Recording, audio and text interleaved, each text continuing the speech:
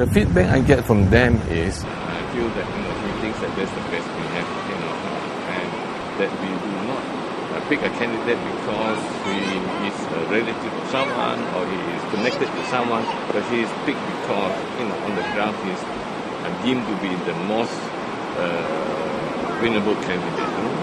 And I feel that a lot of times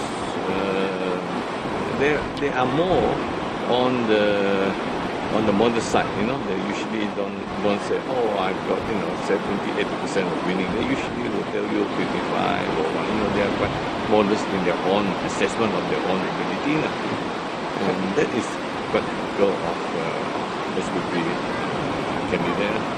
Well, was the Prime Minister happy with the performance of SUPP White Beach? On the whole, yes. Especially with the one in the town area, in the urban area.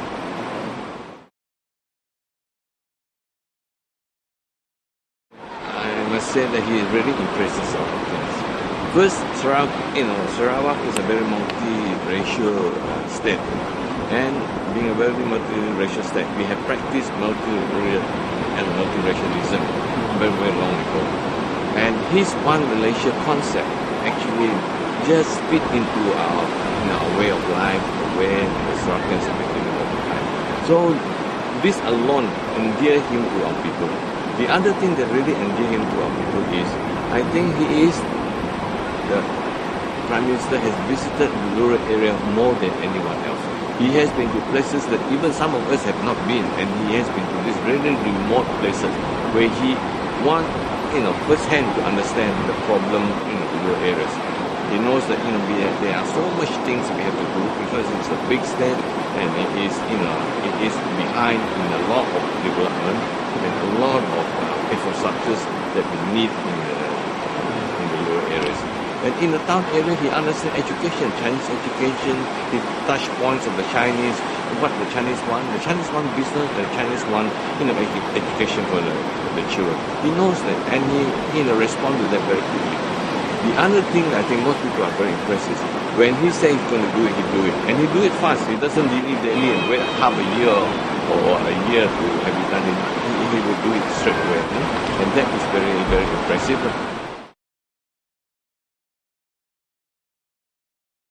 Of course, it's relevant. I mean, there's, the only representation for the Chinese is SUPP. And whether you like it or not, it is the party that has been for 52 years today. They represent the Chinese. They know SUPP know the pulse of the Chinese. They know what the Chinese wants. And most Chinese leaders in SUPP know that. We, as I said, we are in contact with people all the time. Every weekend we go back, any problem we have got there, it is brought to us, We don't splash it in the press very often because we thought, a lot of times we like to solve it without too much fuss, But, some other politicians, they like to sort of, make fuss about, things. We thought if we can solve it, why we solve it? Because we know the sensitivity of the other races. In fact, our approach is very multiracial. We think of all the other races together,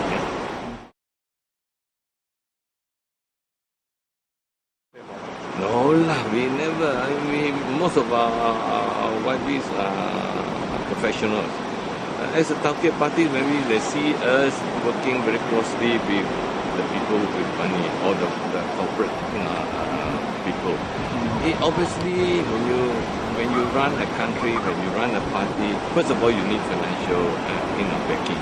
And that you need finances to run a party. Obviously, we have people who help us with this, who believe in our ideology and subscribe to the ideology, and therefore sometimes even subscribe to the financial needs of our party.